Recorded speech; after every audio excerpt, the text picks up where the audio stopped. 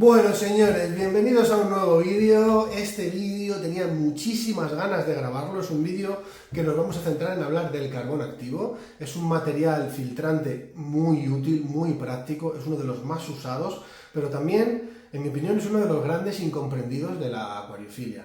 Es un vídeo bastante técnico en los que me he basado en 4 o 5 artículos, algunos del fundador de Sikem, de Leo Morin.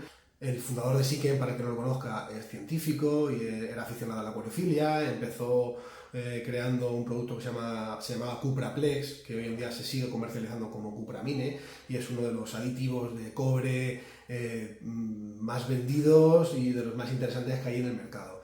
Entonces yo me he centrado en algunos de sus artículos, los he intentado resumir al máximo posible, pero todos los que queráis ampliar información, y os aseguro que alguno de los artículos es muy extenso y muy técnico, tan técnico que a mí no me da mis conocimientos para comprenderlo a la perfección, pero sí que he extraído una serie de conceptos básicos muy interesantes que yo creo que os van a ser muy útiles a la mayoría. Así que, sin más dilación, vamos a darle caña a este vídeo. ¡Vamos para allá!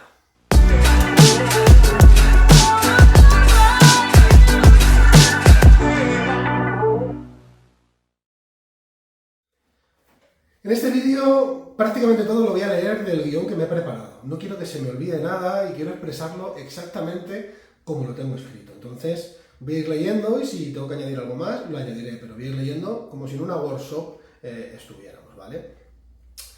Lo primero que quiero decir es que el carbón activo es uno de los medios filtrantes más comunes y de los más útiles, pero a su vez es uno de los más incomprendidos. Prácticamente todos los sistemas de filtración que se comercializan o incluyen carbón o traen un espacio para meter ese carbón activo. Sin embargo, hay muchos conceptos erróneos sobre lo que hace y deja de hacer, ¿vale? Así que en este artículo voy a intentar ampliar un poco de esta información y espero que sea útil. Digo artículo porque, tal y como lo tengo escrito, seguramente lo subamos a la página web de Blue Cloud Fish. La primera pregunta es, ¿qué es el carbón activo? El carbón activo es un material filtrante utilizado en muchísimas industrias, dada su buenísima relación calidad, eficiencia y coste. O sea, es un producto que tiene un coste muy alto, pero sin embargo tiene una utilidad muy elevada. El carbón activo está producido a partir de prácticamente cualquier materia orgánica. Puede ser madera, carbón, turba, cáscaras de coco y bueno, muchísimas más cosas, ¿vale? Lignito, bituminoso, hay muchísimas materias primas a partir de las que se puede fabricar carbón activo. Cuando hablamos de carbón activo, ¿qué significa carbón activo? Activar el material es aumentar su superficie interna y eliminar impurezas. Esto se hace a través de un proceso especial que consiste en calentar, o sea, carbonizar, ¿vale? Podríamos utilizar la palabra carbonizar el material activo hasta los 1000 grados aproximadamente, en un ambiente controlado. Eso es súper importante, no sirve con meterlo al fuego y punto, porque tiene que ser un ambiente controlado, y luego se activa con vapor, con aire, con dióxido de carbono a unos 800-900 grados centígrados también, ¿vale? Este tratamiento expulsa los hidrocarburos, aumenta el área superficial y aumenta su porosidad, ¿vale? Pero el material del que partamos es el que nos limita en cuanto a qué tipo de porosidad vamos a encontrar en el material, en el material resultante final. De esta manera, el primer mito que nos podemos encontrar hablando de carbón activo es que lo podemos reactivar en casa metiéndolo en el horno. Ya os digo que es imposible. Ahorraros el jaleo y ahorraros poner la cocina perdida, porque un carbón activo en casa, con los medios que tenemos, es absolutamente imposible regenerarlo. La vamos a liar seguro 100%. Ahora nos vamos a meter en una parte un poquito más específica, ¿no? ¿Qué hace el carbón activo y los conceptos de macroporosidad y microporosidad, ¿vale? El agua se filtra al pasar a través de su estructura interna, ¿vale? O sea, su capacidad de absorción depende de su área superficial y del volumen de sus poros, ¿vale? Cuando hablamos de área superficial, es área superficial interna. El carbón se puede ver como una esponja, ¿vale? Se puede ver como un conjunto de laberintos, un conjunto de conductos, con unas aberturas grandes que abren camino y que hacen que el agua vaya entrando por otros conductos un poco más pequeños, cada vez un poco más pequeños, con aberturas un poco más pequeñas, y de esta manera vamos a ir aprovechando toda esa superficie interna al máximo posible. Y esto es lo que sería ese concepto de macroporosidad y microporosidad, porque no nos sirve de nada que los poros sean muy grandes o que los poros sean muy pequeños. Lo importante es que haya un equilibrio entre macroporos mesoporos, o sea, los poros intermedios, y microporos, lo que hace que todos esos solutos del agua vayan entrando y se vayan quedando capturados en función a su tamaño en todos esos conductos. Cuanto mayor sea el equilibrio entre macroporosidad y microporosidad, mayor porcentaje de aprovechamiento tendremos sobre el material en sí, dejando como resultado un agua más cristalina, un agua libre de sabores, un agua libre de olores. En definitiva, pues retiraremos todos esos solutos del agua. Y digo solutos por tres motivos fundamentales. El primero es que el agua debe llegar correctamente filtrada para alargar la vida útil del carbón, porque si el agua no lleva correctamente filtrada, de lo que vamos a saturar el carbón activo es de compuestos insolubles, con lo cual estaremos malgastando el material y estaremos acortando su vida útil. En el segundo punto, como ya os he comentado en el primero, que me he alargado un poquito, es que si no llega correctamente prefiltrada, lo que estamos haciendo es malgastar el producto directamente, porque estamos utilizando carbón activo como prácticamente material de filtración mecánica. Y bueno, pues bastante más barato utilizar una esponja que es reutilizable, o un perlón, o cualquier material de filtración mecánica, antes que carbón. El carbón es bastante más caro y no es reutilizable con los medios que tenemos en casa. Y luego digo también solutos, porque habrá ciertos elementos que serán solubles en el agua en función a las condiciones de la misma. Por ejemplo, hay elementos que en función a su pH son solubles o no son solubles en el agua. Por ejemplo, el aluminio, ¿no? por decir un elemento. El propio cobre, en función del pH del agua, va a ser soluble o va a ser insoluble. Hay elementos que en un acuario de agua dulce, si retiramos con el carbón, porque a ese pH y a ciertas condiciones sí será soluble en el agua, pero habrá otros elementos que a un pH de 8 o un pH de 9, en un acuario marino, en un acuario de Tanganica, serán insolubles. Entonces, por mucho que pongamos carbón, no lo vamos a retirar del agua hasta que no haya un cambio en las condiciones del agua. Dicho esto, volviendo al concepto de macroporosidad y microporosidad, vamos a decir, os voy a esgrimir ciertas afirmaciones. Cuanto más canales tenga el carbón, mayor será la superficie. Cuanto mayor sea la superficie, mayor es su capacidad. Pero hay un límite de trabajo que es 0,7 mililitros por centímetro cúbico, hablando del volumen de los poros, ya que si aumentamos demasiado el volumen de los poros, lo que vamos a conseguir es un carbón muy frágil, que a un mínimo de presión que le sometamos se va a romper y no va a ser útil, no se va a convertir en polvo y no va a ser práctico para nada.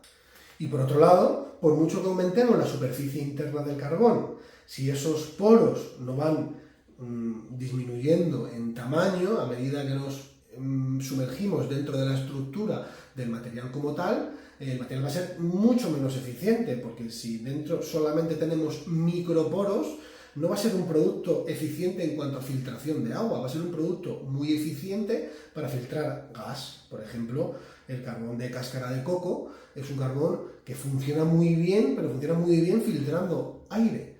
Pero sin embargo, filtrando agua, el agua no tiene la capacidad de fluir a través de todos esos microporos, porque no hay un gradiente de macroporos, mesoporos y microporos en el suficiente equilibrio para que un fluido como el agua pueda atravesar los materiales.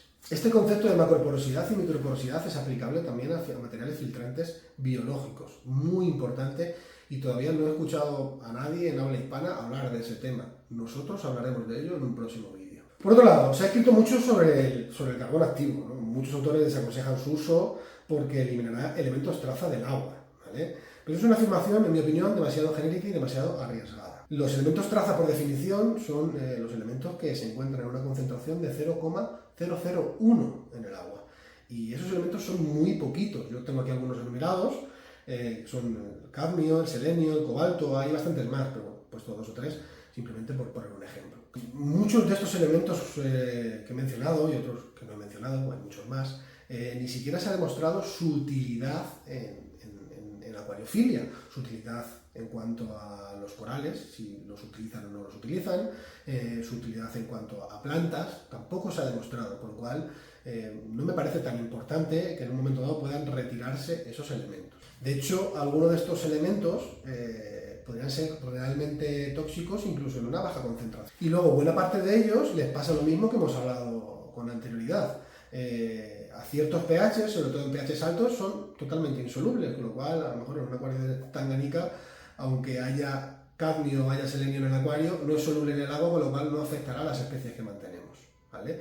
Y tampoco podremos retirarlo con el carbón porque no está soluble en el agua, con lo cual es imposible, estará seguramente precipitado en el sustrato o sobre los materiales duros del paisaje del acuario. Para que esos elementos fueran retirables por el carbón, tendríamos que cambiar el pH o tendríamos que cambiar ciertas condiciones del agua que, por consiguiente, harían ese agua inhabitable para las especies que estamos manteniendo, con lo cual, lo veamos como lo veamos, no lo vamos a poder retirar con el carbón, muchos. Y otros que sí retiraremos directamente son tóxicos, con lo cual yo no veo un gran problema. Entonces, ¿qué elementos sí vamos a poder retirar, ¿no? Podemos retirar, por ejemplo, cobre, hierro, molibdeno. Tengo aquí alguno más apuntado, a ver que me he perdido. Cobre, yodo, hierro y molibdeno, son los 4 que he apuntado, ¿vale? En el artículo que yo he tomado como referencia menciono algunos más, pero yo he tomado esos 4 porque son los que más conocemos y los que más incluso añadimos al acuario de manera recurrente y demás, ¿vale?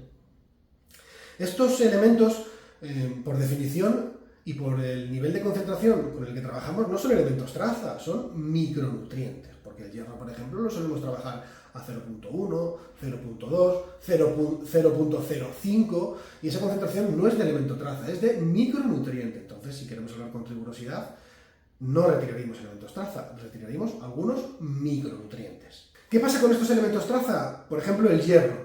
El hierro es un elemento que ya es muy común el añadirlo a ser posible de manera diaria. Y si no es de manera diaria, cada 3 días. Y si no, como mucho, semanal. Pero siempre va a ser mejor cada 3 días que cada semana. Y siempre va a ser mejor una vez al día que cada 3 días. Y siempre va a ser mejor 2 veces al día que una vez al día. O sea, cuanto más continuo sea el aporte a baja concentración, mucho mejor. Porque, bueno, por ejemplo, productos como Propel, como Envy, como Floris Iron, la formulación ya hace que se consuman de una manera súper rápida. Muchos aficionados lo habéis comprobado midiendo en vuestra casa, añadís el hierro por la mañana y por la tarde prácticamente nos da lectura. ¿Por qué? Porque la formulación que han desarrollado ciertas marcas está diseñada para que las plantas lo absorban lo más rápido posible, con lo cual se absorberá por las plantas mucho más rápido de lo que el carbón lo va a retirar, en la gran mayoría de los casos. Y si no, siempre se puede añadir un poquito más de producto. Vosotros decidme en comentarios cuánto dura un bote de Propel, por ejemplo. Pues dura meses y meses. Bueno, pues en vez de echar 1 mililitro, echamos 1,5 mililitros, pues no pasa nada. El consumo va a seguir siendo muy bajo, no es una inversión muy grande y tendremos las ventajas de añadir hierro al acuario y las ventajas de usar un carbón activo o una resina como Purigen, ¿no? Pero en este caso estamos hablando de carbón activo. ¿Cómo debe ser un carbón para filtrar agua? Sí, para filtrar agua. Es muy importante esto. No es lo mismo filtrar agua que filtrar aire. El carbón que es eficiente para filtrar aire no es eficiente para filtrar agua. Para filtrar aire se utilizan carbones tremendamente microporosos. Sin embargo, para filtrar agua utilizamos carbones tremendamente macroporosos. Vamos a desarrollar esto en los puntos que voy a comentar a continuación. Mira, el punto número 1. Si las etiquetas os dan especificaciones clave, tales como porosidad, densidad, contenido de ceniza, contenido de fosfato, entonces el proveedor probablemente no tiene nada que ocultar y el carbón es probablemente de muy buena calidad. Si el fabricante de carbón apenas os da datos de su carbón, normalmente es porque tiene algo que ocultar. Otro tema muy importante, y es súper común, es que hay algunas marcas que dicen, no, mi carbón no contiene fosfato. Bueno, pues en mi opinión, si una marca te dice que su carbón no contiene fosfato, o miente o no tiene ni idea. Esto os lo voy a contar tal y como lo tengo escrito. Es una afirmación que se basa en el concepto erróneo común de que el carbón se lava con ácido fosfórico, ¿vale? El lavado con ácido generalmente se realiza con ácido clorhídrico, El lavado del carbón normalmente se realiza con ácido clorhídrico o con ácidos sulfúricos, no ácido fosfórico. El fosfato en el carbón surge de la fuente orgánica que una vez estuvo viva de todos los carbones. Al final los carbones están hechos en base a materias orgánicas. Entonces, como materia orgánica contiene fosfato, nos guste o no nos guste, contiene fosfato. ¿Por qué son ricos en fosfato? Porque al final toda materia viva contiene ADN, contiene ARN, que son moléculas de transferencia de energía, y como todo compuesto biológico, uno de los elementos que lo compone es el fósforo. Los carbones lavados con ácido contienen menos, no más fosfato lixiviable. Contienen menos, porque al lavarlos con ácido lo que hacemos es eliminar todas esas cenizas, ¿vale?, que se generan en ese proceso de carbonización. En definitiva, el carbón activado se produce a partir de materia que alguna vez estuvo viva, y dado que toda la materia viva es rica en fósforo, y dado que el calentamiento a 900 o 1000 grados centígrados no destruye los fosfatos, pero sí los convierte a ortofosfato soluble, todos los carbonos contienen fosfato, independientemente de las falsas afirmaciones de lo contrario. Lo que sí podemos encontrar son carbones que hayan sido tratados correctamente, que se hayan lavado correctamente, que se hayan eliminado la mayor cantidad de cenizas posibles, y de esa manera hayamos bajado al mínimo posible la cantidad de fósforo, o sea, de fosfato, que contiene ese carbón. El impacto del carbón en el pH, ¿vale?, es el siguiente punto que vamos a tratar. ¿Vale? En términos de contenido de cenizas y de fosfato, vuelvo a repetir, los carbones lavados con ácido son mejores que los carbones que no están lavados con ácido. Los carbones lavados con ácido han perdido gran parte de sus cenizas y de fosfato con el lavado. Las cenizas son importantes porque es la responsable de la subida del pH. ¿Por qué? Algunos carbones pueden aumentar el pH a más de 10 en muy poco tiempo. Un carbón lavado con ácido apenas aumenta a pH 7, ¿vale? A pH 7. Durante varios días, no en un periodo corto de tiempo. Tú lo puedes dejar sumergido en agua de osmosis y no debería aumentar el pH mucho más de 7, un carbón de buena calidad y que esté correctamente lavado. No, de hecho, los carbones que no aumentan el pH coinciden que son los carbones que no liberan mucho fosfato al agua. ¿Por qué? Porque se han lavado con ácido y se han retirado todas esas cenizas. Vamos a explicar esto un poquito más, quedaos ahí, no vayáis. Sé que es un poco tedioso, es un poco coñazo, por eso lo estoy leyendo, porque no quiero equivocarme, quiero explicarlo realmente como lo tengo escrito. Llevo unos cuantos días preparando este artículo y quiero aprovecharlo y transmitirlo tal y como es. Luego, es importante que sepáis que el contenido de ceniza puede estar disponible en la etiqueta, pero a veces no es fiable. Lo que sí es fiable es que vuestra tienda de confianza, o yo, si os fiáis de mí, os podemos asegurar que hay ciertos carbones que no alteran el pH, dado a nuestra experiencia y que ya lo hemos usado y que lo hemos recomendado a muchos clientes, ¿vale? Además, no podemos mentir, porque si yo te miento y te vendo un carbón que no hace lo que dice, simplemente tienes que meterlo en un vaso con agua de osmosis y hacer una medición dentro de un par de días, así de sencillo. Vamos a explicar el tema del pH, por qué hay un carbón que puede aumentar el pH. Los óxidos se producen cuando el carbón está expuesto a temperaturas superiores a 900 grados centígrados. Cuanto más oxígeno presente haya durante este proceso, más óxidos se producen. El contenido de cenizas se reduce limitando el contenido de oxígeno o con un lavado en postproducción, ¿vale? El óxido o hidróxido de sodio es un ejemplo de ceniza soluble. El óxido de magnesio, un ejemplo de ceniza insoluble. Cuanto mayor sea el contenido de cenizas solubles, mayor efecto ascendente e inmediato tendrá sobre el pH. Creo que es algo que todos comprendemos. Los hidróxidos aumentan el pH. Si durante el proceso de carbonización hay más oxígeno, se producen más hidróxidos. Si esos hidróxidos en forma de cenizas no los retiramos, al sumergirlos se disuelven en el agua y aumentan el pH. Es algo sencillo y con una lógica aplastante. Otro punto, comparar peso y volumen, ¿vale? Cuanto menos peso para un volumen dado, mayor es la porosidad y mejor es el carbón para filtrar el agua, siendo todo lo demás igual. O sea, si tenemos dos carbones y comparamos el peso y el volumen y uno tiene menos peso para un volumen, para el mismo volumen, evidentemente pues será mejor carbón. ¿Por qué? Porque tiene mayor porosidad en su interior. Por lo general, esto es una buena herramienta a la hora de elegir un carbón simplemente leyendo la etiqueta. Además de esto, una vez que ya tenemos el carbón en nuestra casa, notaremos que el carbón, si lo tiramos en un vaso con agua, el carbón flotará, el carbón silbará, ¿vale? Porque estará poco a poco, por capilaridad, absorbiendo ese agua en la que le hemos puesto a flotar, y burbujeará, sobre todo porque tardará también bastante en hundirse. Luego, en términos de porosidad, la más adecuada y el mejor carbón que podemos encontrar para filtrar agua es el carbón hecho a base de carbón bituminoso. Luego, los carbones a base de coco y otras cáscaras, como la de nuez, son los menos adecuados. Esta información puede estar disponible en la etiqueta. El carbón activo a base de carbón bituminoso tiene una estructura porosa, altamente desarrollada, y con una gran superficie específica, un gran volumen de macroporos y de microporos en su interior, una alta dureza, resistencia al agua, flota y al impacto. O sea, es un carbón que si lo tiras o lo impactas contra algo, lo metes dentro de un filtro, no se debe deshacer, ¿vale? Nosotros nos ha pasado con carbones de una marca que trabajamos hace tiempo, que de repente una partida, el carbón se lo vendimos a un cliente 100 o 200 kilos, no me acuerdo cuánto fue, porque era un cliente de una universidad, y de repente tenía todo el sistema negro, porque se estaba deshaciendo. Pues ese carbón o tuvo algún problema en su fabricación o nos colaron carbón de un material base que no era el que nosotros necesitábamos. De hecho, dejamos de trabajar con esa marca y ahora tenemos nuestro propio carbón de BCF que no nos da esos problemas.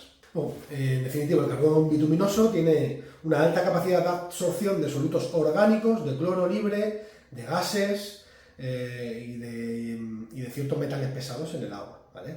Es de largo el carbón más usado en tratamientos de agua. De hecho, aproximadamente en el año 2000 se hizo un estudio un tanto tramposo en el que intentaban decir que el carbón a base de cáscara de coco era más eficiente y luego resultó que tenía cierto sesgo el estudio y se demostró que no, que el carbón bituminoso a la hora de filtrar agua es el que mejor funciona, pero de largo además. Si el contenido en fosfato es un valor determinante a la hora de adquirir un carbón, como puede pasar por ejemplo en el acuario de arrecife, podemos hacer la prueba de sumergir el carbón en agua desionizada y medir cuánto fósforo o cuánto fosfato libera, tan sencillo como eso. En agua dulce no me parece una prueba fundamental, pero bueno, el que quiera hacerlo, pues que sepa que es una prueba interesante que puedes hacer en casa con los recursos que tienes, con tu test de fosfato o de fósforo, si tienes el digital de HANA. Luego hay algunas características físicas del carbón que son evidentes a simple vista, ¿vale? La forma esférica es ideal, ¿vale? Porque hidrodinámicamente, como es lógico, es la que mejor funciona y la que mejor fluye el agua sin obstáculos, ¿vale? El tamaño de estas bolitas, lo ideal es que sea entre 1 milímetro y 3 milímetros, y una buena elección del tamaño debe permitir un movimiento uniforme y sin obstáculos. De esta manera el soluto penetrará en esa red de túneles interna del carbón, ¿vale?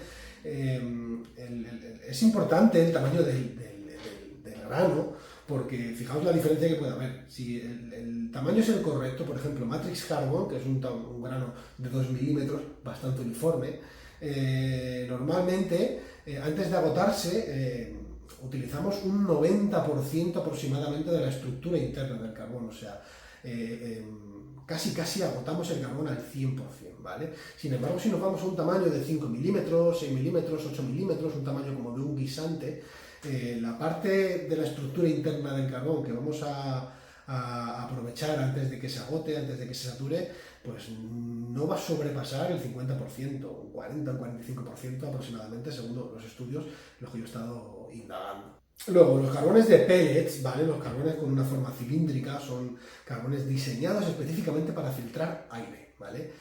No tienen la hidrodinámica suficiente para que el agua fluya correctamente, no tienen el tamaño tampoco suficiente para aprovechar el carbón al 100% filtrando agua, con lo cual no es que sean malos, porque pueden ser de muy buena calidad, simplemente su forma no está diseñada para filtrar agua. Tan sencillo como eso, como los alerones de los coches, no es lo mismo que la hidrodinámica que se hace en un barco, no es lo mismo, pues no es lo mismo el aire, de hecho no es lo mismo el aire a 300 km por hora que a 50 km por hora, que todo eso cambia, entonces es importante la elección de un carbón diseñado para filtrar agua. Aunque sea un poquito más caro, si tú aprovechas el 90% del carbón y en otro carbón aprovechas el 40%, a ver, ya tiene que ser barato para que te rente utilizar ese carbón. Por ejemplo, el carbón en polvo, ¿vale? Hay carbones que se trituran en polvo y se utilizan en polvo. Tienen una grandísima superficie, pero claro, no es la superficie que nosotros necesitamos. Nosotros lo que necesitamos es una superficie interna. El carbón en polvo no tiene superficie interna porque, como su nombre indica, es un polvo. El agua no fluye a través del carbón, con lo cual no va a retener esos solutos que nosotros queremos retirar. Por no hablar de lo incómodo que sería manejarlo dentro del agua, nos pondría en agua negra y lo incómodo sería luego retirarlo del agua. O sea, bajo ningún concepto un carbón en polvo es práctico para utilizar en agua, ni muchísimo menos. El carbón debe ser opaco y no brillante después de lavarlo, porque eso es el indicativo de su porosidad. Un carbón que es brillante una vez mojado no tiene suficiente porosidad. Es un carbón de una calidad media-baja. Repito otra vez que al ponerlo en el agua silba y es hidrofóbico, o sea, tiende a flotar. Cuidado si flota, pero no silba, porque normalmente ese tipo de carbón suele ser muy frágil y se desmorona con mucha facilidad, ¿vale? Suele ser estos que hemos hablado antes del tamaño de un guisante, que en cuanto lo apretas un poquito o en cuanto impacta con algo, se deshace con muchísima facilidad. De hecho, como el filtro sea un poquito potente, se deshace y te pone el agua negra, ¿vale? No es el primer caso que yo veo que mete un carbón de una calidad mediocre y se le pone el agua negra en cuestión de horas. El buen carbón es duro, es un material resistente, que tiene el contenido de microporos y de macroporos bien equilibrado, por lo cual, aunque tú lo metes entre los dedos y lo apretes, no debería deshacerse con facilidad. Si lo apretamos mucho, a lo mejor sí podemos conseguir que se deshaga, pero tiene un buen nivel de dureza. Los carbones producidos a partir de cáscara de coco tienen una proporción desproporcionadamente alta de microporos, lo que hace que sean carbones más adecuados para la filtración de gas y no para la filtración de agua, porque si tiene demasiados microporos, el agua no va entrando en un poro más grande, a más chiquitito, más chiquitito, más chiquitito, y se va reteniendo poquito a poco esos solutos que queremos retirar del agua. Directamente entrará a un microporo y ese microporo se saturará con bastante facilidad y el agua incluso no fluirá correctamente por dentro, porque son poros muy chiquititos y no va a poder fluir correctamente por dentro del carbón como tal.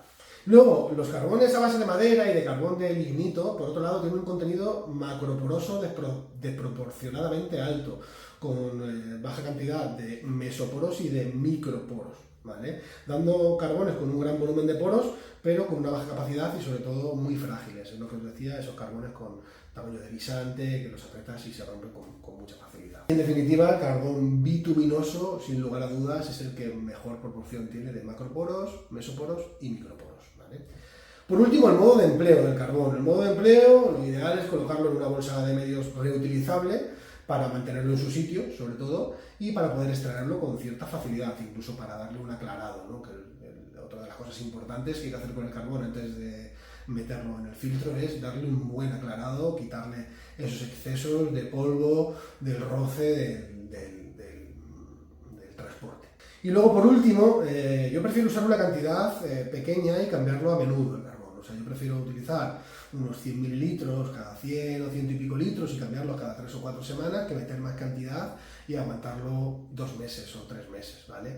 Esto va a depender sobre todo de la cantidad de porquería que tenga el agua. Por ejemplo, este acuario con las maderas que he metido, pues si le pongo un poco de carbón, lo ideal será retirarlo a las 3 o 4 semanas con mucho, porque esa madera me va a liberar mucha materia orgánica, ¿vale? Tenemos un acuario con muy poquitos peces, con un agua muy cristalina, que no tenemos grandes problemas y simplemente lo metemos a modo de prevención, pues probablemente el carbón nos pueda durar incluso 2 o incluso 3 meses, ¿vale? No hay una forma de medirlo tampoco como tal. O sea, muchas veces tenemos que guiarnos por el sentido común. O sea, gente, somos acuaristas. Lo que más importante que tenemos que hacer es observar nuestro acuario, ¿vale? Y utilizar el sentido común.